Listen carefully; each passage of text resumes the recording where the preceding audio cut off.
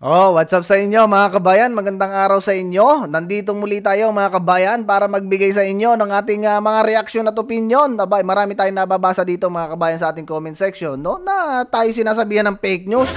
Abay, paano tayo naging fake news? Nandiyan na nga yung mga nandiyan na nga yung mga reference, oh. Pwede nyo i-search. May goodies naman talaga tong mga mga Talyanista. Fake news pa rin kahit nakikita ninyo na nandyan na yung references. Ay nako, grabe talaga mga kabayan. Mukhang yan talaga na bahira na yung kanilang paniniwala ng kulto mga kabayan. Kulto ng Talyanista Gold mga kabayan. But anyway, eto mga kabayan nababanggit natin sa mga videos natin na parang hindi si Bungit ang namumuno ng ating bansa mga kabayan. Yan inasabi ko na nitong mga nakaraan nating video kung kayo'y nakaantabay dito sa ating channel. At nabanggit ni Senator Amy na talagang hindi mga kabayan. Si Bungit ang namumuno ng bansa natin, ay kundi si Romualdez at saka si Lisa Tanas. O kita mo mga kabayan, 'di ba? So ibig sabihin, yung mga ganong paratang mga kabayan, meron niyang pinaguhugutan si Senator Amy. Diba mga kabayan? O yan, pag-uusapan natin yan mga kabayan. At syempre, yung impeachment complaint impeachment complaint laban kay Bungit mga kabayan, hindi tinanggap pala ng secretary secretary mga kabayan diyan sa sa House of Congress. Pag-uusapan din natin yan mga kabayan at bibigyan din natin ng konting inputs, no. So anyway mga kabayan, si Romualdez meron din palang sagot. Sa mga hindi pa nakasubscribe dito sa ating channel mga kabayan, mag-subscribe na kayo. At syempre, notification bell nyo naman. Nang sa ganun maging updated kayo. At syempre, wag nyo rin kakalimutan mag-like. Diyan pa lang mga kabayan, happy na tayo.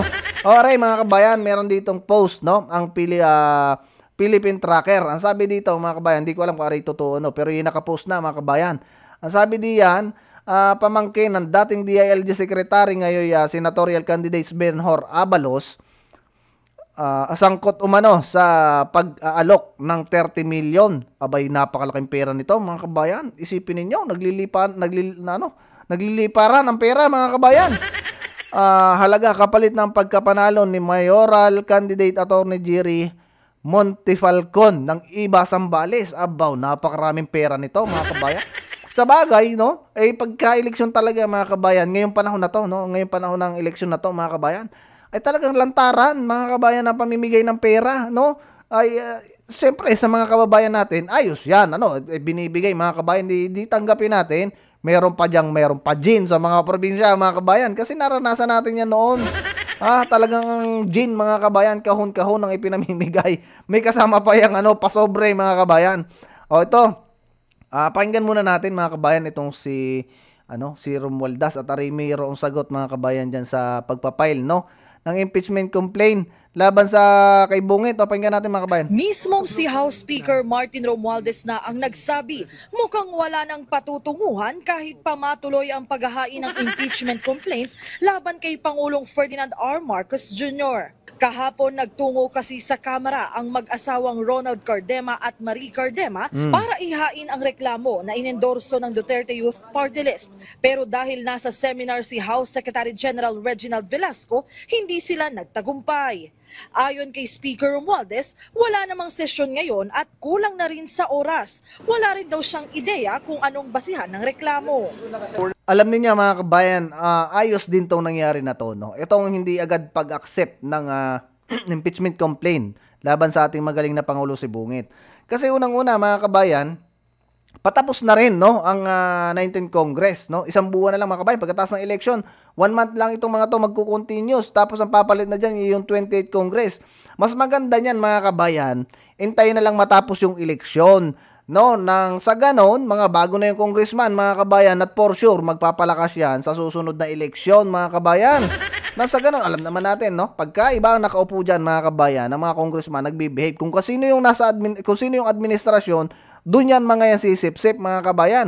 Hindi ko nilalahat, kasi yung iba dyan, may mga panindigan, katulad nito ni Congressman Cardema, na kahit na siya ay inaanak at tinanggal sa kanyang dating posisyon, abe ito, mga kabayan, may paninindigan pa rin. Ang masaklap niyan mga kabayan, ang hindi lang maganda ay bakit hindi nila tinanggap. Pero nung kay Vice President na impeachment complaint, kahit nakabakasyon mga kabayan noong December, abay nakolekta yung impeachment complaint na inihain sa ating Vice Presidente. Diba? O isa pa nga pala mga kabayan, naalala ko, no? Si VP Sara nga pala ay humarap ngayon, no, sa DOJ at sasagutin yung complaint, no, sa kanya ng NBI na inciting to sedition.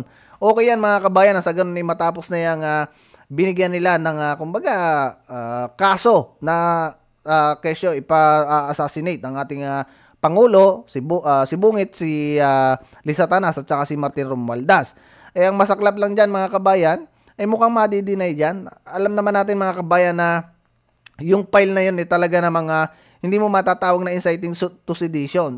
Yung tingin lang natin at opinion natin mga kabayan, siyempre magkakaiba tayo ng opinion. Pero nakita ng NBI merong probable cause, kaya nag-file sila ng inciting to sedition. Pero kung iintindihin mo ng mabuti mga kabayan yung sinabi ng Vice Presidente, kung walang mangyayari sa kanya, pag may nangyayari sa kanya, di saka mga kabayan. Paano mo pa uutusan yung paano mo pa uutusan yung killer mga kabayan kung yung mag-uutos Tegi na magmumulto si VP Sara? Ito, tunay. Mapakinggan muna natin sa Romualdez. We're not in session right now, so not much can be done, di ba? At sa alam ko po, miski yung SecGen's office, naka-seminar sila ngayon, so we'll have to wait for the proper time to consider that. Ang iba pang kongresista, duda rin sa timing ng umano'y impeachment stunt, lalo pat nalalapit na ang eleksyon at magtatapos na rin ang 19th Congress. Hindi ko alam kung may saktong oras pa. Hindi ko rin nababasa yung impeachment. Pero kaduda-duda na ito po ay i-file 4 na araw bago ang eleksyon. Tingin ko boss, wala na eh. Pero karapatan naman ng lahat. Tama diba? yan. Kahit sino, kahit ikaw, if you want to file an impeachment complaint.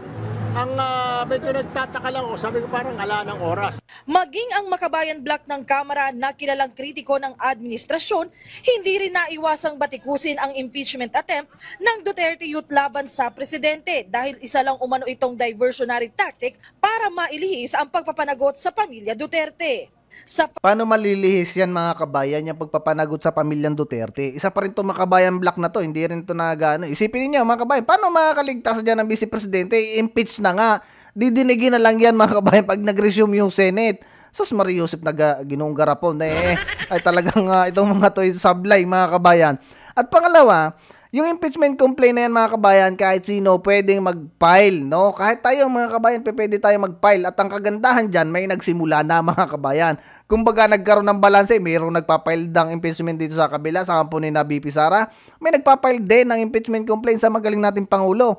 At ang good thing dyan mga kabayan, total ay papasok ng 28th Congress, at itong mga to na nasa 19th Congress yung papalitan, for sure, maraming susuporta dyan mga kabayan. At madadagdagan pa yan. Yan din yung good thing mga kabayan na nakita natin na hindi in-accept ng SecGen, no? Yung impeachment complaint na pinail. Pero balita natin mga kabayan ay i-refile nila yan next week, no? After siguro ng eleksyon mga kabayan. Pero dapat, no? Dapat yung mga congressman dyan na noon kumbaga hindi lang makapagsalita mga kabayan. Kasi nga, siyempre, administrasyon. At ang namumuno si Romualdez, dapat tumulong na kayo mag-file din ng impeachment, lalo yung mga bagong papasok.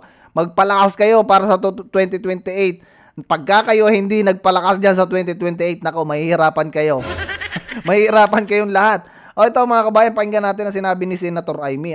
Meron tong pagbubunyag dito kung sino ba yung namumuno ng bansa natin. Ang gobyerno ngayon ay hindi Marcos. Tapos. Ang gobyerno ngayon ay Romualdez at Araneta. Sabi ko na sa inyo mga kabayan, di ba? Na matagal na nating nasasabi to na hindi si Bungit ang namumuno ng ating bansa. Kasi kung siya ang namumuno, dapat yung mga sinabi niya noon sa mga interview niya, no? Sa mga interview niya sa national TV, dapat yun yung kanyang ginawa. Ngayon kasi mga kabayan, nag-iba yung dinaanan niya, no? Tingin ko, hindi talaga siya namumuno. Kaya nasasabi natin. Payo ni VP, magpalit na raw ako ng apelyido. Sagot ko, Inday, hindi ko kailangan magpalit ng apelyido. Marcos ako. I'm me. Ako ay ako. Ako ay si Amy Marcos. At kapag Marcos ka, hindi ka makikipag-alyansa sa mga politikong nagbintang, nagdiin, at umapi sa iyong pamilya. Hindi mo Tama. kakainin ang isinuka mo para lamang sa politika. Hindi ganyan ang legasiya ng aking ama. Imported na ang bigas, imported pa ang hustisya, kaya malinaw. Sabihin mo yan Senator Amy kay Idol Yusik Claire. For sure mga kabayan may sagot yan. O nga pala hindi natin nasama dito si Yusik Claire. Si Idol, napas muna tayo diyan mga kabayan kay Yusik Claire. Ang gobyerno ngayon ay hindi Marcos. Ang gobyerno ngayon ay Romualdez at Araneta. Yan mga kabayan, ang totoo. Nakikita natin mga kabayan yan sa mga nakaraang taon, sa mga nakaraang buwan. Kasi kung si Bungit mga kabayan yan, for sure, itutuloy niya, no? Tingin ko kasi mga kabayan, kaya ni ganyan si Bungit magdesisyon. Tingin ko mga kabayan, merong hawak ito, no? May hawak itong si Romualdez na pag kinalaban or hindi sumunod si Bungit mga kabayan dito sa mga desisyon na to, tingin ko mga kabayan, ilalabas yun ni Romualdez. Ano kaya yun? Di ba't maraming usap-usapan na talagang lingo mga kabayan si Bungit? O baka yun. Di ba't nagkalat naman dito na sinasabi nila na gumagamit na ipinagbabawal mga kabayan ng ating magaling na Pangulo? Baka yun, no? Kaya siguro si Bungit mga kabayan hindi makapalag at sunod-sunuran na lang dito sa mga to. Lalong-lalo na sa kanyang asawa na talagang pinakikitang under desire ang ating magaling na Pangulo. Kaya nasasabi din natin weak leader mga kabayan sa mga desisyon. Kaya tandaan, ako ay ako. I'm me. Ay may isip, ay may salita, ay may gawa. Number 39 sa balota. Ayan mga kabayan, number 39 daw si Senator Amy. Aba, iboboto nyo ga mga kabayan na rin si Senator Amy. Isasama nyo ba sa inyong balota si Senator Amy mga kabayan? Ito pa. Si Boying mga kabayan, meron din tong sagot, no? Kasi nga si BP Sara ay sumagot na diyan sa sa DOJ, doon sa ipinal ng NBI. Pakinggan natin mga kabayan. May coordination na ba yung OVP? I think tomorrow naman yan Tomorrow ang PI niya. I hope she attends. Kasi karapatan niya, it's her right Dapat lang talaga yung right niya, gamitin niya. Karapatan niya. Pero sir, sa procedure, pwedeng hindi siya umaten? Pwede hindi siya umaten. Pwede naman. She knows that. She's a lawyer. May coordination na po ba OVP para sa security? Hindi, wala naman I think they'll just talk to the Prosecutor General for that. Hindi naman kailangan akong kausap niyan They can talk to our people here. I don't think there'll be a problem coordinating with that. And we give the courtesy to the office involved. Siyempre, hindi lang tao yan. Office yan na ginagalang natin. Sir, may dadagdag ka ba? Well, tomorrow we'll have a meeting between the respondents in the Amy case, in the case filed by Senator Amy. So we'll be meeting also tomorrow. Here, sir. Oo. Napakagulo mga kabayan ngayon ng gobyerno, no? Napakagulo talaga. Kung iisipin ninyo, no? Kaliwat kanan ang file ng case, no? Sa magkakabilang panig, no? Kaya sa side ng mga Duterte, sa side nitong mga to, itong mga sangkot na to, talagang mapapailan ng kaso yan mga kabayan. Kasi nga, siyempre, pagdidibatihan pa yan, natin inspeksyonin, pag-aaralan mga kabayan yan ng ombudsman. Pero nakakapagtaka talaga kahit na nasabi ni Claire, ni Yusik Claire at saka nito, bakit pa nga ba napakabilis, no? Napakabilis mga kabayan ng aksyon ng ombudsman. Yan din yung nakakapag no? Siguro mga kabayan, talagang may nakita sila na dapat ay sagutin nitong mga to, na meron talagang mali mga kabayan. At talagang may mali mga kabayan, no? Sa pagpapadala kay PRRD sa dahig. Ngayon mga kabayan, may balita tayo na napanood, no? International news. Na parang itong si Trump mga kabayan na hindi gusto talaga to si Bungit. At parang hindi nirerespeto mga kabayan. Isipin ninyo hindi pala napakita sa inyo itong sinasabi ni Boying. Isipin ninyo yung mga Pilipino mga kabayan na walang mga papel, no? Diyan sa Amerika, ipadadala mga kabayan sa ibang bansa, no? Hindi mismo sa ating bansa. Abay, anong nangyari? Bakit doon ipadadala ni Trump, hindi sa ating bansa? Diba? Bakit hindi man lang tinawagan to si Bungit na, Bungit, yung mga tao mo dito, yung mga kababayan mong walang papel sa Amerika, ipadadala namin dito. O saan mo, dapat ba dyan sa bansa mo ipadala? Dapat ganoon mga kabayan. Kumbaga dapat may kurtesiya man lang dito sa ating Pangulo, kasi ang problema ay wala mga kabayan. Yan din napanood natin sa balita at hindi na natin nailagay dito. Tuloy natin si Remulla. So I just called them to come over. so we can coordinate everything and share the legal foundations by which we stand to defend ourselves. Or isang counter affidavit na lang or isa-isa pa? We'll talk about it. We'll discuss it later. Because there are specific allegations to some other persons in the group. But there are many problems that are there with the fact that it's not really a committee report. There's no sworn statement. And there are other more serious cases which have not been acted upon, which are still pending with the Ombudsman. For example, the Farmally case. The Farmally cases. 10 billion yan of people's money clearly stolen.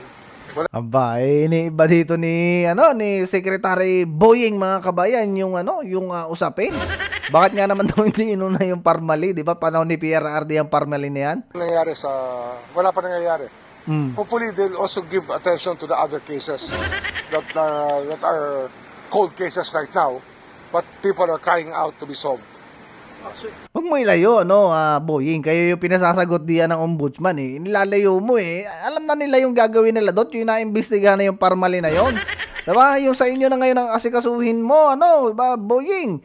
At saka masakla pa dito, sinasabi nito na dapat daw na merong due process, mga kabayan. Yan yung banat niya, nung nakaraan sa ombudsman. Ay, di ba yung may due process na nga, pinasasagot na nga sila, mga kabayan, di ba? Doon sa ginawa nila kay PRRD, di nga dumaan sa tamang due process, tapos hihili ang due process. Yung nabilisan ba kayo, sir, sa pag-ano ng ombudsman? Yeah, nakakapagtaka kasi lahat kami mga abogado, alam naman namin may fact-finding yan eh. Hindi basta-basta binibigay yan. So, there's something more to it than meets the eye. Hindi natin alam kung ano yun. Diba? Okay. Talagang alam niyo yon kung bakit napakabilis. Kasi nga, mayroon talagang mali at may sablay, mga kabayan. Pangitang-pangita naman, isipin ninyo, buong mundo, mga kabayan, ang nakasaksi sa pagtataksil ninyo sa kapwa nyo Pilipino. Kasi, mga kabayan, ng Pilipino, pagka napapunta sa ibang bansa, representante yan, mga kabayan, ng Pilipinas. Representante yan, mga kabayan. At alam ko, yung mga ibang Pilipino ditong nanonood sa atin na OFW din. Pagka ikaw ay isang Pilipino, mga kabayan, at gumawa ka ng katulunggisan dito sa ibang bansa, ay babansagan ka. For sure ay makikiano sa yung ang embahada natin. Ikaw ang embahada natin ang harap at representative ka ng bansa natin, Pilipino ka eh. Yung ginawa nila kay PRRD, mga kabayan, ay talagang tunay yung sinasabi ni Cardema na talagang sinuko natin yung soberanya natin, mga kabayan. Yun yung isang maliwanag diyan. Thank you. Ayan, lumayas na. Thank you daw, mga kabayan. Ayun, mga kabayan, hanggang dito na muna yung video natin. Thank you rin sa inyong pagsuporta dito sa ating channel at syempre, mga kabayan, ngayong eleksyon, ilang araw na lang, mga kabayan. Sa mga wala pang listahan, ilalagay ko dyan, mga kabayan, sa comment section yung ating Duterte plus 2. Kayo na bahala, mga kabayan, na pumili, nang idadagdag ninyo o yung mapupusuan ninyo, mga kabayan. Pero dapat makalusot yung ating Duterte. Nang sa ganon, mga kabayan, yung ating vice presidente ay hindi ma-impeach, Kasi kita ninyo naman pinagtutulong-tulungan, Mapa Yusek, mapa dito sa kabinete ni Bungit, siyempre si Bungit, mga kabayan, isa na rin yan. Diba?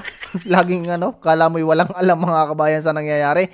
Ayan, hanggang dito na muna, mga kabayan, ng ating video. Huwag nyo kalimutan mag-like at siyempre, i-share nyo na rin, mga kabayan, sa ganun yung iba'y mapanood din yung ating mga video nire-reaksyonan dito. See you, mga kabayan, sa susunod na video. Adios muna, mga kabayan.